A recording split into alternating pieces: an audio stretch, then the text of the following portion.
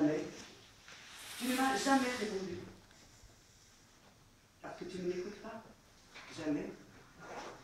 Tu parles pour toi, comme toujours. Comme à jamais, quoi.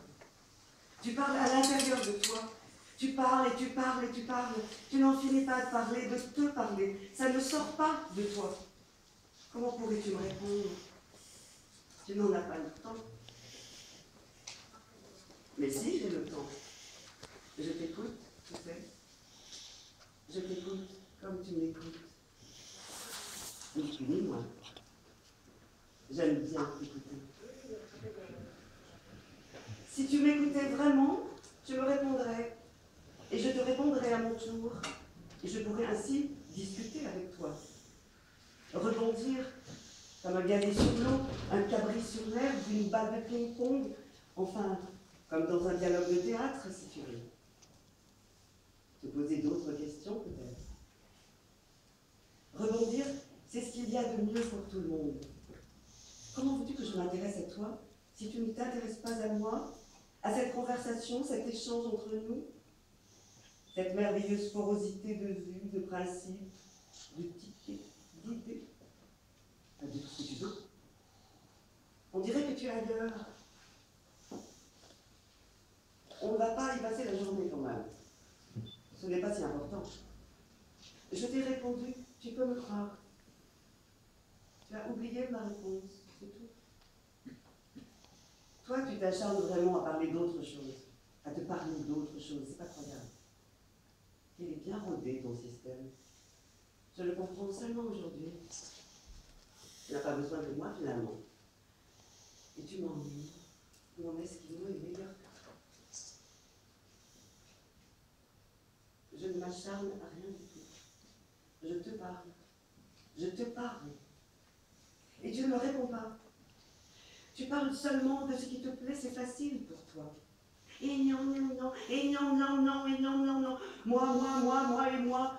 Comment veux-tu que je t'écoute si on ne va pas au bout de ce que je dis, de ce que j'ai dit, de ce que je te dirai dans 5 minutes, de ce que je pense tout le temps, en fait. Et cette télé qui me rend dingue. C'est qu'il n'y a pas que toi au monde, très cher jeu, il y a moi-même. Bon, ce n'est pas si important tout ça. On se parle et on se répond à longueur de journée. Calme-toi, on ne va pas en faire une maladie de cette question. Bien au contraire, c'est capital.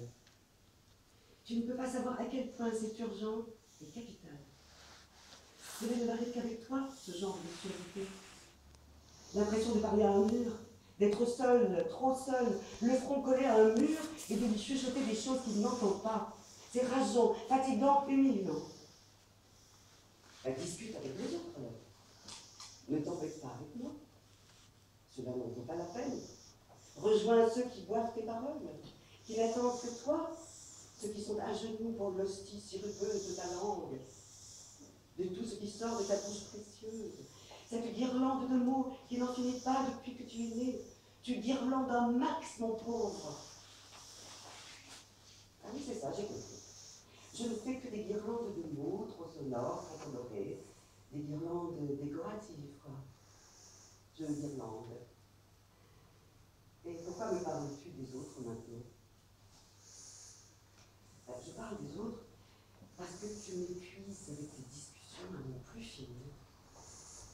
Tu fais une montagne de lieux communs d'un sujet qui n'est pas si passionnant, et ensuite, tu n'arrives même pas à la franchir, cette montagnette ridicule, ce petit tas squelettique et prétentieux, ce superflu de toi-même, cette redondance de canard. On s'en fout de savoir si le sujet est passionnant ou non. Le plus important est de clore une conversation. Clore.